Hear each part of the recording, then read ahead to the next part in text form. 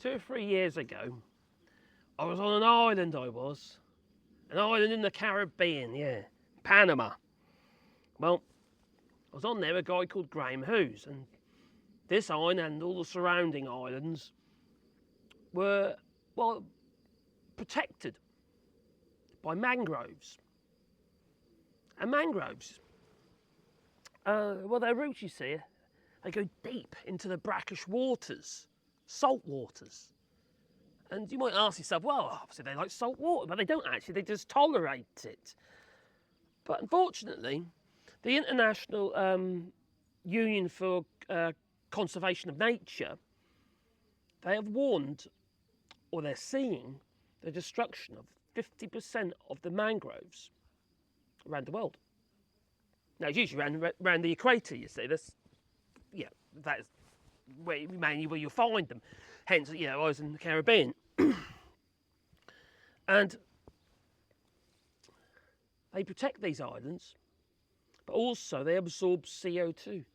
Just like the peat bogs and what have you in the UK and what have you absorb that CO2, and we must protect the peat bogs so we don't release the CO2. We must protect our sea levels to protect the emission of the CO2. So we have this, we have this point of non-return. It'll just keep pumping more and more CO2 out there, and the more depletion we'll get, the bigger the problem we're going to get, and we won't be able to control that. We can't control it now anyway because no one wants to listen, do they? You see, this affects everything. If, for instance, the water companies were doing as they're supposed to with the combined sewage outlets, the storm overflows, which are not, they're just saving money, basically, and pumping shit into the rivers and seas. If it wasn't just that, if they were using them correctly as a storm overflow, well, the likelihood is we're going to get more storms and more high water levels. Now, everywhere's waterlogged at the moment. Here in France, absolutely waterlogged. My garden's completely waterlogged, it's heavy clay soils and that, what have you, and that's quite good loam there as well, to be fair. But in the UK, we do have heavy clay soils, don't we? And the water ain't getting away, it's dispersing. So all this stuff causes other problems. Depletion of minerals, depletion of nutrients, what have you, in the ground to grow your plants, your food source. It's rising sea levels. And then we have, obviously, the CSOs. Higher the water levels, the more water there is for the sewage plants to be able to cope with, well, they're going to have an excuse to pump more poop into the rivers and seas. And it's just going to be rinse and repeat. Depends what you're eating. Rinse and repeat. Again and again and again, but just getting up in more shit. Literally. The problem is people aren't listening. And we've got wars going on around the world, causing huge amounts of environmental damage. Depleted uranium shells, this, that and the other, tanks literally destroying ecosystems, biodiversity, the devastated Ukraine's nature, what nature they do have. Toxins and poisons ending up in the water courses. That's what war does, you see. It don't just kill people. But then obviously we've got Israel also constantly bombing Gaza and the Palestinians. See, there's a side effect to everything, isn't there? There's a deeper story to all this stuff.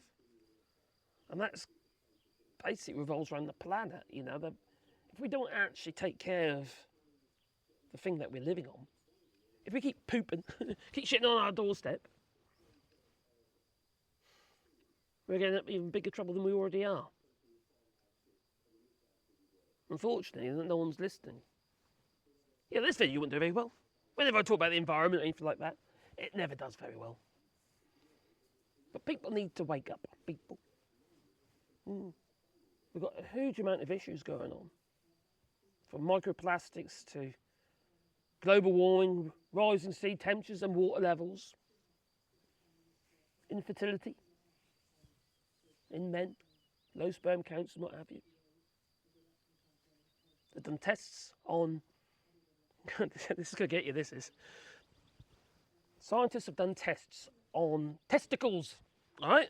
They cut them up and put them under the microscope. I imagine that's what they've done. Anyway, they've done tests on testicles of men and on animals, not which animals they are, but anyway, they've done every single test had microplastics in it.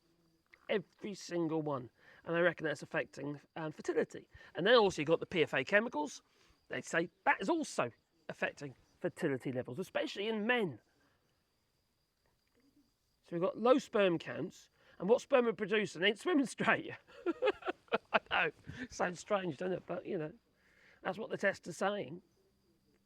Now, two scientists, I've talked about this before actually, but two scientists looked at all the data for the last, 40 odd years, and they found that by 2045, going by the trajectory how things are going at the moment regarding male sperm counts, well, we'll be infertile by 2045. Ain't that long away. Okay, it doesn't bother me anymore, but but it's certainly going to bother population rates, isn't it? Birth rates. How are you going to maintain a population if you don't have a birth rate? We've got a decent birth rate. This is mainly affect, obviously, the Western world, really, where we're surrounding ourselves with all these toxins. Where we're surrounding with stuff, a load of stuff that we don't even blink one need. This is what we need. More of this. Green spaces. And you probably already know, we're doing the rewilding here in France. We're planting loads of trees. There's loads of trees are planted on this piece of land here, and on a piece of land up there as well. Actually, there's a GoFundMe link down below if you want to be part of that. Where you can basically contribute. Have a tree with a sign with your name on or memory of a loved one. But no, I find this deeply, deeply concerning. With these high... The last time we've had this amount of rain, I say everywhere's waterlogged, is in 48 years ago. Oh no, 1948. Yeah, 1948 was the last time. So 80 odd years ago. And now they're saying we're going to be seeing this every 20 odd years now. So the respite between these extreme weather events is getting shorter and shorter and shorter.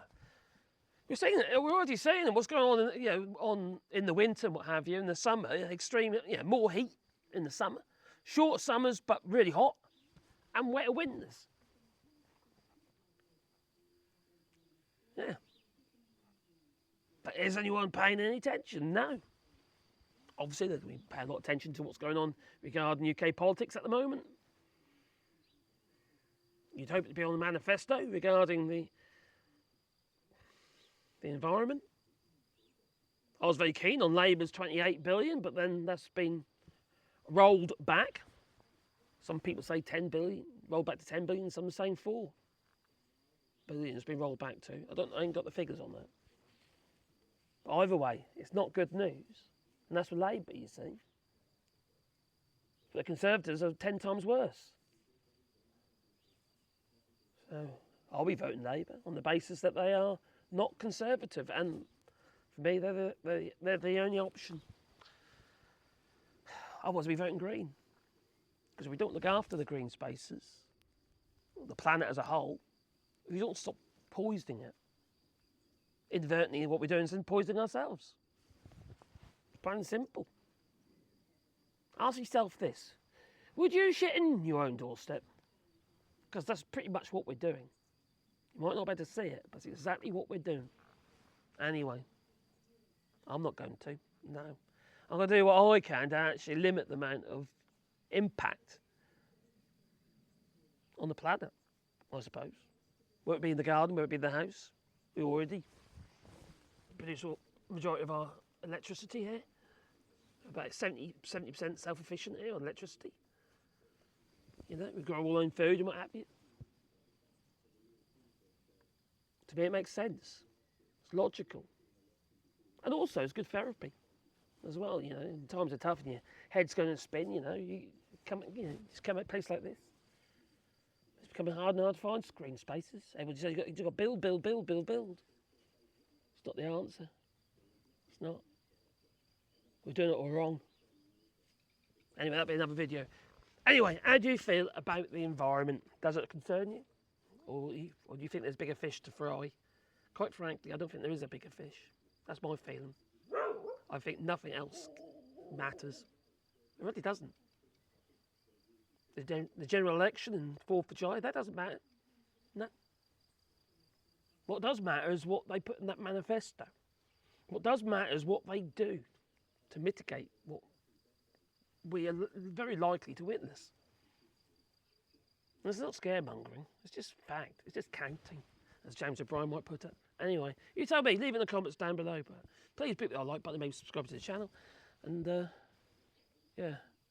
And oh yeah, don't forget the bell icon, because then you get a warm buzz in your pocket every time I upload another video. Whinging and whining, maybe. I don't know. Toodaloo.